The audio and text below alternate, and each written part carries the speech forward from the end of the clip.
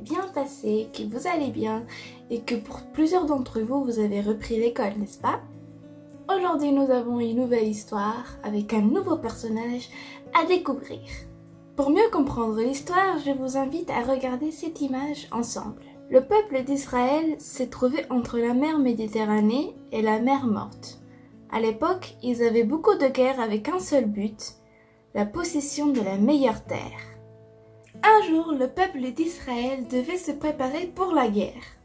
Lorsqu'on se prépare pour une guerre, il s'agit de quelque chose de très triste, car beaucoup de personnes devaient risquer leur vie. S'imaginez-vous d'aller dans la guerre et gagner sans se battre? Oui, je viens de dire de gagner sans se battre. Restons attentifs et écoutons l'incroyable histoire de Josaphat.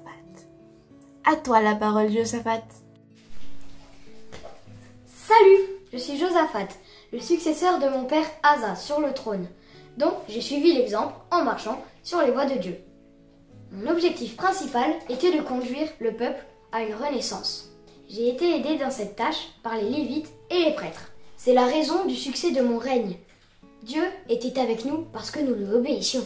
J'ai nommé des juges justes pour juger le peuple. Leur travail était de rendre hommage à Dieu.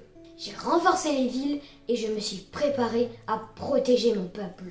Nous vivions en paix sans se faire attaquer par l'ennemi. Dans les dernières années de mon règne, j'ai été averti qu'une grande armée allait se battre contre nous. Humainement parlant, je n'avais pas grand-chose à craindre, car en temps de paix, nous avions tout prévu pour une bataille. Mais j'ai préféré laisser l'affaire entre les mains de Dieu. Je savais que la victoire était assurée s'il nous dirigeait. Je suis allée au temple et j'ai prié pour la protection divine, en mettant la vie des gens et la mienne entre les mains du Tout-Puissant. Confiant que Dieu m'avait entendu, je suis allée encourager mon armée. Nous étions accompagnés par un groupe de chanteurs qui louaient Dieu. Nous n'avons pas eu à nous battre, Dieu l'a fait pour nous. Les ennemis se sont battus entre eux et sont morts. Nous avons fait confiance à Dieu et il nous a délivrés. Merci Josaphat pour cette merveilleuse histoire. C'est vrai les amis, lorsqu'on fait confiance pleinement en Dieu, lui dans sa miséricorde, il est capable de faire tellement de miracles. Même des miracles qu'on s'imagine même pas. Pouvez-vous s'imaginer l'histoire de Josaphat? On se retrouve le matin avec toute une armée. On arrive au champ de bataille et surprise, tout le monde est mort. En effet, ils se sont battus entre eux et personne n'est resté vivant. Ça a été un moment de gloire et d'allégresse pour le peuple de Dieu. Ils ont chanté et glorifié Dieu pour célébrer la victoire. Chers enfants, aujourd'hui nous confronterons plusieurs batailles dans notre vie. Des batailles difficiles et même des choses impossibles à vivre.